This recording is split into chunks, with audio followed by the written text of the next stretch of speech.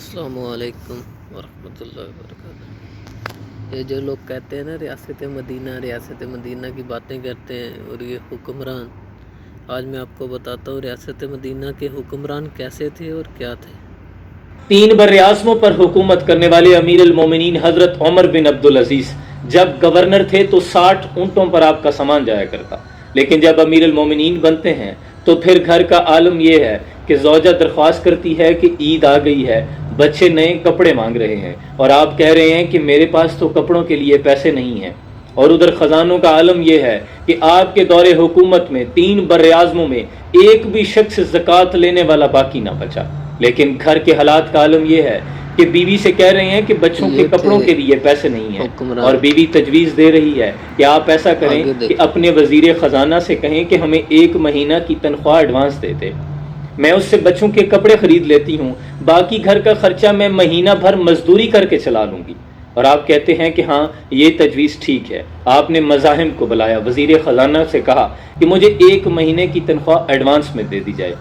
और फिर वजीर ख़जाना भी अहले ईमान हुआ करते, उन्होंने एक कागज़ और कलम उठाया और आपके सामने रख दिया, कहा अमीरुल मोमिनीन मुझे यहाँ पे लिख दें कि आपके पास 1 महीने की ज़िंदगी बाकी है, यानी ज़िंदगी आपको 1 महीने की मोहलत दे देगी, मौत नहीं आएगी।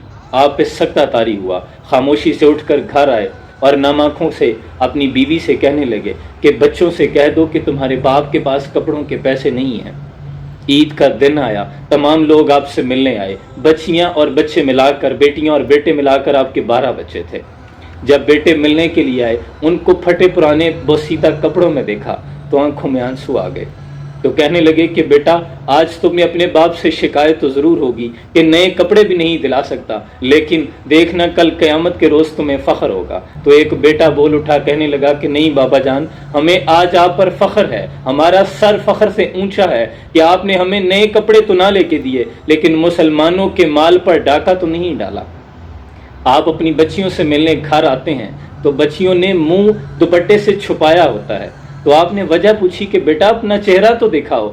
तो फिर इस पर खादिमा रोने लगी, कहने लगी कि उमर बिन अब्दुल अजीज अमीरुल मोमिनीन आपकी बेटियों ने आज कच्चे प्याज के साथ रोटी खाई है, इसलिए उसकी बदबू आप तक ना आए, उन्होंने अपना चेहरा छुपाया हुआ है।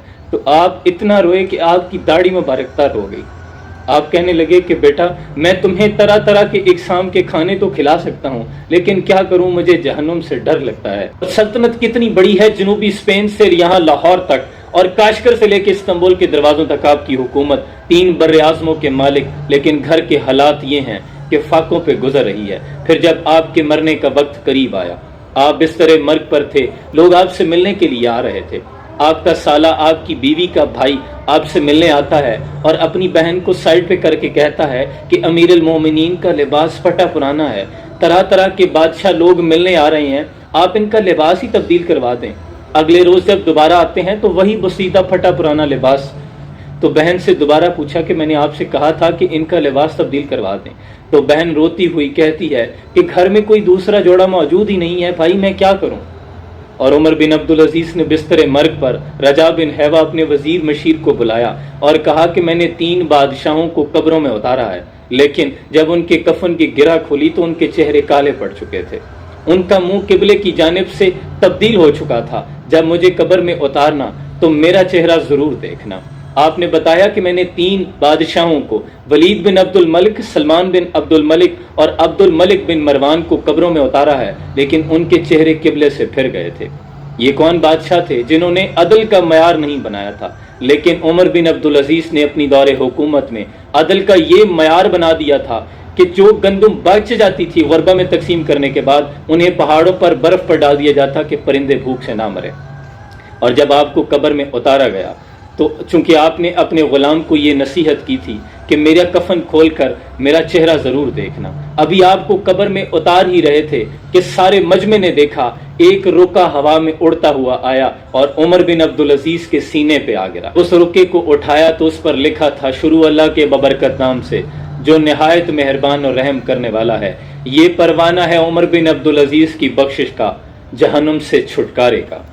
कुर्बान जाऊं, 3 बर्र-ए-आज़मों की हुकूमत को लात मार दी, عیش و عشرت کی زندگی چھوڑ دی، اپنے رب کی رضا پہ راضی رہے، اور عالم یہ ہے کہ جنت کا پروانہ لے کے دنیا سے رخصت ہو رہے ہیں۔ قربان جاؤں، یہ تھے ہمارے سلاطین، تار دامنی پہ شیخ ہماری نہ جائیو، دامن نچوڑ دیں تو فرشتے وضو کریں، مٹا کے اپنی ہستی سراپا جستجو ہو جا، جو تو چاہے گا وہ ہوگا، جو وہ چاہے وہ تو ہو جا۔ اللہ کریم ہمیں بھی حق کے راستے کا مسافر بنائے اور اپنی زندگی اللہ کی رضا میں ڈھالنے کی توفیق عطا فرمائے۔ سلام پہنچے۔